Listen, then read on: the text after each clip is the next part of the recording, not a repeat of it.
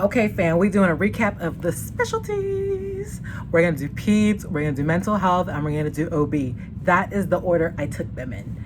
So, last video, fundies, I told you about how you're like inhaling material, okay? Recap. You know when you're super hungry, but you don't have time to take a full break, so you just inhale your food. Okay, so that's how Fundies is. You inhale the material, and even more so now with the new curriculum, they have you taking everything in like 8 weeks. So y'all definitely inhaling material. Well, I took the specialties in 4 weeks for each class. So this was a step beyond inhaling. We were snorting material, okay? Snorting it. I can tell you unequivocally that I don't know too much about pediatrics because it was just too fast and I was uninterested. Same with mental health, but for different reasons. OB is a different story because I had the queen, and it's like super hard to forget that stuff. It's so very new and specific.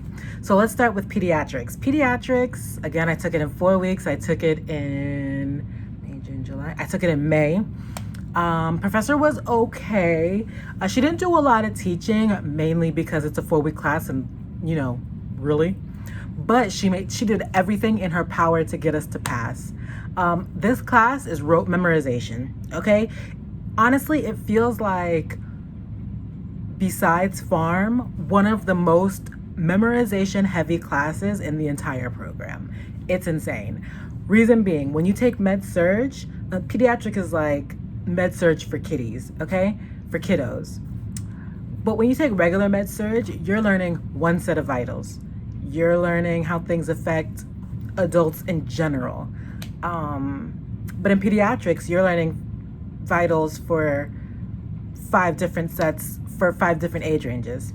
By the way, in pediatrics, in our class at least, they focus on Erickson's, his theories of development. So at least you don't have to focus on all the other theorists. So all of his age ranges, you have to learn the vitals, the way they play, the way they learn, the way they eat. Like, you have to learn that for every single age range. You have to learn the vaccines for each age, how they respond to being hospitalized. And that's like the first day, okay? And then you have to learn, like, of course, disease processes. They're like, I remember my first exam was on cardiac and respiratory, I think, and then they had like endocrine, something I don't even remember, y'all. I already let go of that trauma. But pediatrics is all about memorization. Just start from now and don't ever stop. Don't ever fall behind. Mental health. I'm gonna tell you honestly, mental health was not good for my mental health. The only good part about that class, it was the first time in the entire program that I had an instructor actually teach. I'm talking about dry erase board writing, drawing, walking amongst the students, asking them if we have any questions, answering those questions. Like, it was amazing. It was so refreshing to have a professor actually teach. The only thing though is that it really depresses me to study things like bipolar disorder, depression, schizophrenia. That like really depresses me. I hated it, and I went into a super funk. Like after like the first couple of classes and reading so much material, I just went into a super funk. Honestly, for the first exam, it was about 8 chapters. I read 4 of the 8 chapters, and then I read mostly ATI. And then from there on out, I only read the ATI book and did practice questions, and that was it because I was so depressed from that class. So luckily, I was able to move on to OB, which is like the whole reason I started the nursing program. So okay, so COVID hits and makes my job seem insignificant. And I'm like, I see all these medical workers out there. I want to be a part of that. And I'm deciding between respiratory therapy and nursing. And I said, well, what's my end goal? Well, if it's heart and lung, then I want to be a respiratory therapist. But if it's anything else, then I want to be a nurse. And I knew off rip, I did not want to have anything to do with the heart and the lung, like as a specialty. So I was like, okay, I'm gonna do nursing, and specifically nursing because I wanted to make a difference in the survival rate, or to improve them, like deal with that mortality rate when it comes to pregnant black and brown peoples, black and brown ladies. The statistic is horrifying, that 50%, like, black and brown women are dying at a rate 50% more than white women when it comes to pregnancy and when it comes to delivering their babies. It's horrifying, and I want to help rectify that horribleness. So OB is the whole reason why I started this journey, and I was super excited to take the class. And the queen, profesora, Senora Professor Tomlinson, she was amazing. She met all my expectations. I got an A in that class. I had no less than a 94 on every single exam. In fact, I got a 94, 96, and 98, and I got a 96 on the final. I got level 2 on the proctored exam. That class met all my expectations. I learned so much. To this day, I have retained that knowledge. Professor Tomlinson, she is amazing. And I don't really name professors all out on this YouTube, but Professor Tomlinson is worth the exception. She is amazing. If you have her, get ready for a ride, okay? Don't be scared when she falls down. She's doing it on purpose. She's okay.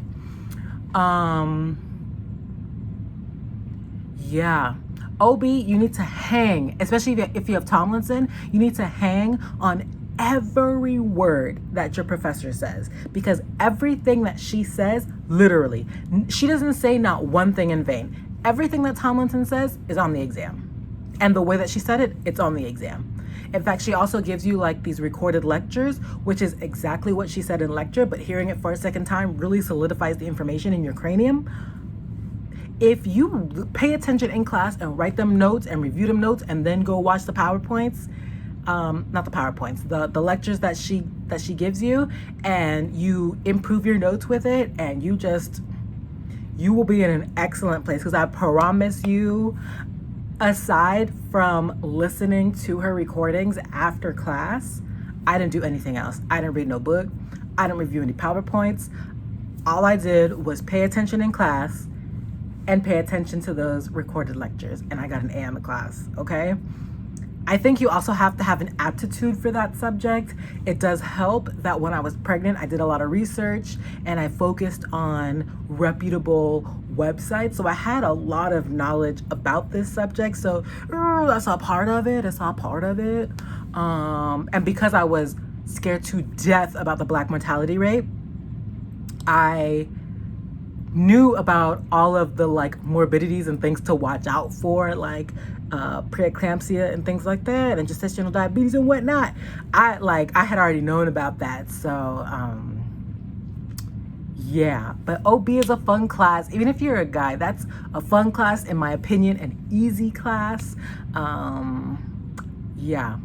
So the specialties are super exciting. The specialties that's what makes you feel like, y'all, I'm about to be a nurse. It's the specialties. In fact, if I'm not mistaken, I believe most people are going into nursing school thinking about a specialty. At least in my head, that's what I'm thinking. Everybody's going in looking for a specialty. I know a lot of people love pediatrics and whatnot.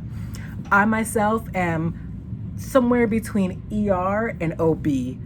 I had the opportunity to be in the ER for a few clinicals and fell in love. I was about to kick OB to the side until I took my OB class, and I was like, dang, I'm really good at this. I can't kick OB to the side. So I'm gonna apply for residencies everywhere, which I am. I just updated my resume and I've been asking for letters of recommendation, and they're coming through. So I'm like pretty close to start sending out my residency applications, which is so super exciting. And I'm going to Universal Studios as soon as I graduate. Like, the semester ends the 16th. I'm thinking of taking off the 17th, the 18th to Universal. I'm gonna see the Grinch, y'all. Yeah, I'm gonna see the Grinch. I'm super excited about that. Yeah. Okay, what else? Community health. Community health is a joke. This class baffles my mind. I do not understand why a 3-credit pass-fail class has so much work. It is the most amount of writing I have done for any class in the program. You have to write a journal for pretty much every experience, every service learning activity. mandatory lectures. There's a QEP paper that requires extra work on top of actually writing the paper. It's a lot. It's a lot for a pass-fail course. It's a lot, and it don't make no sense. So my suggestion is, if you follow this, you're going to be in a good place. I am the queen of procrastination. I was somewhat cured of it by nursing school, but it won't let me go, that procrastination. But I did not procrastinate in community health. First week of class, I had done 2 mandatory lectures. What I do is, you need to have the Healthy People 2030 website open in your browser as you have the mandatory lecture playing. And as it's playing, and in the syllabus, they have the journal questions. I copied and pasted the journal questions into a Word document, and I kind of like created it as like a template. So I would just copy and paste it. And I didn't do a separate document for each journal. All the mandatory lectures went in one document. All of the service learning journals went into one document. So I would put the questions and I would start answering them as I was listening to the mandatory lecture. And then I would use the Healthy People 2030 website to find my topic. And then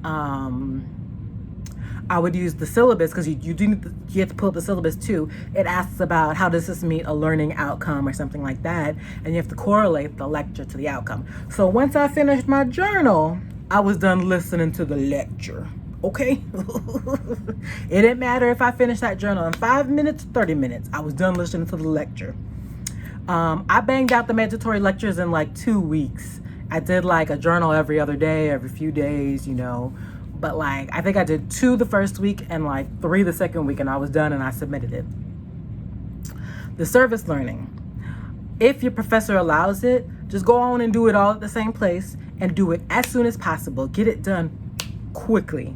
I did mine at the Miami Rescue. Well, first of all, I did the Women's Breast Health Initiative. That was 4 hours. The guy is only going to say 3 hours, the guy that does it. But on our thing, it says 4 hours. So, and then on the letter that they give you confirming that you did it, they don't say the amount of hours. So make sure on your log you put 4 hours and then put C letter. You don't need no signature. Then I donated school supplies, and I got like 7 or 8 hours for that because there were 2 options and I did both options. Then the remainder of the hours I did at the Miami Rescue Mission. You can do lunch and dinner, and if you do both, it's like I think it's like 5.5 hours if you do both. And then the mandatory smoking cessation training and the Alzheimer's training, I believe, is about 4 hours. So by doing all of that, you can go to the Miami Rescue Mission like 3, maybe 4 times, and you gonna be good to go. But get it done early. Now, the journals for the service learning, if you do it all in one place, that's gonna be real easy. You copy and paste your journal questions into a document.